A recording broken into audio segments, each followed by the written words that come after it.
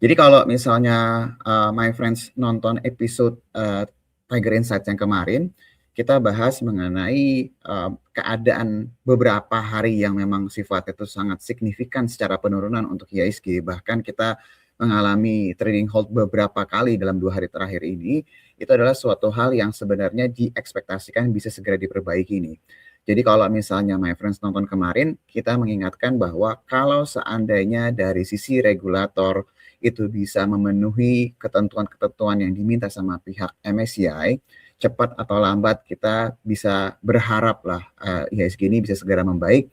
Dan biasanya seperti yang kita bahas kemarin, biasanya ketika segala suatu penurunannya terlalu drastis, jadi curam sekali ya, itu biasanya akan diikuti juga kenaikan yang sangat curam. Jadi kita sebut itu V-shape recovery, dia turunnya signifikan, naiknya juga bisa signifikan. Nah, kemarin itu kita lihat ciri-cirinya mulai terlihat dan harapannya itu bisa berlanjut ya, my friends ya. Nah, ini kalau misalnya my friends lihat, kemarin ketika sebelum marketnya buka, kita bahas bahwa dalam waktu dekat kita pasti akan mendengar update dari regulator terkait dari permintaan MSCI. Dan ternyata nggak nyampe 1 hari, my friends, beberapa jam kemudian langsung ada press conference. Kalau misalnya my friends kemarin lihat, di mana dari pihak regulator, baik OJK dan BI itu, satu, mereka akan melengkapi data kepemilikan saham. Jadi kalau misalnya my friends lihat di sini, ini berhubungan dengan perhitungan atau metode perhitungan free float, di mana ini penyesuaiannya juga mencakup publikasi kepemilikan saham di atas dan di bawah 5% untuk setiap kategori kepemilikan. Jadi sebenarnya ini emang seperti yang kita bilang kemarin ya, yang paling penting ketika terjadi krisis, ketika terjadi abnormal suatu pergerakan, itu adalah respon dari regulator seperti ini yang sebenarnya dibutuhkan sama pasar. Jadi ini adalah ini harusnya bisa berangsur-angsur menjawab permintaan dari si MSCI ya. Terus juga di sini kalau misalnya my friends lihat menerbitkan aturan free float saham minimal 15%. Jadi selama ini minimal free float itu adalah 7,5% dan kita bisa dikatakan yang terendah nih kalau saya tidak salah se-Asia Tenggara ya my friends. Jadi dampak dari secara tanda kutip teguran dari MSCI ini adalah suatu hal yang sifatnya positif buat long term buat Indonesia sebenarnya. Karena ketika dinaikkan free float-nya dari 7,5% menjadi 15% untuk minimal, ini akan mendorong saham-saham Indonesia itu lebih layak untuk diinvestasikan, my friends. Jadi lebih investable lah disebutnya. Yang tadinya susah untuk dibeli akan bisa lebih mudah untuk dibeli karena free float ini bertambah. Nah, ini pasti kalau dengan keadaan seperti ini buat saham-saham yang masih di bawah 15%, mereka akan diberikan exit policy ya. Ini kalau dilihat dari statement dari regulator ya. Jadi kita masih akan terus mendengar nih kira-kira apa lagi nih tambahan-tambahan informasi yang seharusnya bisa memberikan booster positif ke pergerakan market. Terus juga yang menarik kemarin disebutkan adalah menyediakan data ultimate beneficial owner ya atau UBO ya my friends ya. Jadi terkadang kan kita ngelihat free float-nya let's say misalnya 20%, tapi sebenarnya si pemilik saham yang realnya itu berapa banyak sih dengan kepemilikan beberapa institusi lain gitu loh di saham tersebut gitu loh. Ini akan memperjelas karena ketika ini semuanya dibuka, harusnya pertanyaan real free float itu berapa akan lebih mudah dihitung, dan pasti buat mereka yang mau masuk dalam skala besar, ini akan lebih memudahkan mereka untuk menghitung nih my friends. Jadi ini harusnya akan menjadi salah satu hal yang positif juga. Terus juga kalau misalnya my friends lihat, di sini dijadwalkan bahwa dari pihak bursa itu akan rutin berkomunikasi dan akan bertemu lagi dengan MSCI. Diekspektasikan kalau berdasarkan press release kemarin itu di minggu depan, estimasi itu hari Senin, di mana itu akan ada pertemuan lanjutan. Dan seperti yang kita bahas kemarin adalah segala sesuatu yang responnya itu cepat dan juga intensif pertemuan bahkan pembicaraannya itu seharusnya bisa membuat keadaan lebih kondusif. My friends bisa lihat reaksi pasarnya kemarin dari kita kemarin minus hampir 10%, tiba-tiba minusnya hanya 1%. Nah, ini ada beberapa fakta yang menarik ya. Jadi mengenai apa yang sedang dilakukan sama pihak regulator, itu yang seperti kita bahas beberapa hari terakhir ini, kemarin lah lebih tepatnya, ini semuanya on track dan harusnya bisa memberikan respon yang lebih positif lagi di market. Ya, nah ini sekarang pertanyaannya adalah gimana respon dari pasarnya. Kalau my friends lihat, respon pasar tadi yang seperti saya bilang ya, sempat minusnya itu 10%, terus akhirnya minusnya itu hanya 1%-an ya my friends, itu adalah suatu hal, kalau kita boleh bilang perlawanan yang besar banget. Dan kalau my friends lihat kemarin itu total transaksi sebesar 67 triliun, itu pasar negosiasinya itu hanya sekitar 3 triliunan nih my friends. Jadi kalau my friends lihat, nah ini sudah muncul di layar ya.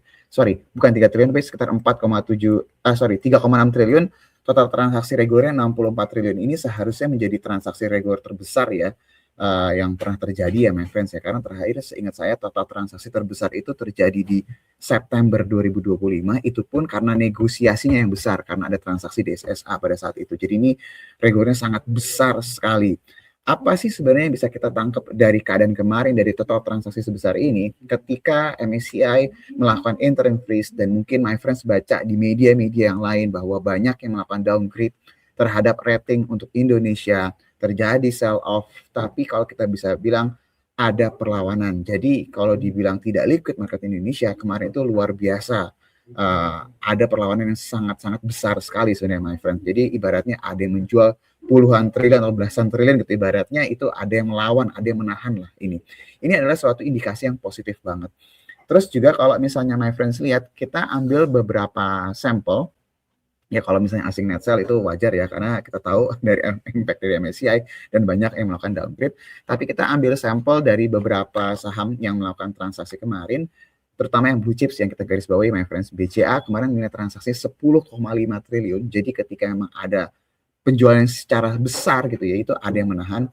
Bank Mandiri pun juga sekitar 4 triliun, BRI pun juga 3,1 triliun, Antam sempat drop kemarin tapi ada perlawanan transaksi sampai 3,5 triliun, Telkom juga transaksi kemarin sampai 2 triliun. Jadi ini seperti yang kita bahas kemarin, ini adalah hal yang mau kita lihat sebenarnya my friends. Jadi seperti yang kita bahas kemarin, ini bukan keadaan yang sudah berakhir gitu ya, udah bukan suatu hal yang harus kita khawatirkan lebih lanjut, tapi ini adalah suatu hal yang sudah mulai menandakan sinyal-sinyal positif yang sudah mulai terlihat. Apakah masih akan ada turbulence? Apakah masih ada volatilitas? Pasti jelas ya, my friend, masih ada. Tapi sinyal-sinyal positifnya sudah mulai terlihat. Terus juga kalau my friends ingat kemarin kita bahas saham-saham yang banyak lock ARB. Ya ingat ya, hari Jumat, hari Kamis kemarin tuh banyak yang lock ARB. Hari Rabu. Nah hari Kamis kemarin banyak yang melawan. Itu adalah sinyal yang positif juga. Kenapa? Kalau my friends dengar penjelasan kita kemarin, kita expect bahwa pasti saham-saham yang kena lock ARB di hari Rabu, mereka pasti akan tetap berusaha untuk bisa keluar di hari Kamis. Dan ketika penurunan sangat drastis, biasanya akan diikuti margin call atau kena for sell karena kena trading limitnya. My friends nggak bisa nambah kolateralnya. Nah itu biasanya akan diikuti masif secara nilai transaksi. Tapi kalau my friends lihat, banyak banget yang kemarin lock ARB kebuka. Jadi yang tadinya di ARB tiba-tiba dilawan. Nah ada beberapa sampel yang kita ambil. Salah satu adalah PTRO. Kenapa PTRO? Karena beberapa waktu terakhir ini sebelum pengumuman MSCI itu turunnya udah luar biasa dalamnya. Beberapa hari juga terjadi lock ARB, tapi kemarin lock ARB terbuka. Nah itu sinyal yang positif lah ya kita bilang, karena blue chipsnya memang nggak ARB ya my friends ya, tapi saham-saham konglomerasi banyak yang lock ARB tapi kebuka. Nggak cuma PTRO yang kita lihat, kemarin Bumi pun juga sama, terlepas pas penutupan itu ARB lagi, tapi my friend bisa lihat di bawah itu transaksinya itu luar biasa besar banget. Jadi ekspektasinya selling pressure yang sifatnya seperti dari margin call atau mungkin for sell itu harusnya sudah mulai mereda. Jadi harusnya akan lebih ringan lah pergerakannya. Jadi beberapa hal yang kita perhatikan meskipun waktunya sangat singkat sekali sejauh ini memberikan gambaran yang positif. Jadi ekspektasinya, harapannya, doanya, V-shape recovery-nya bisa berlanjut nih my friends.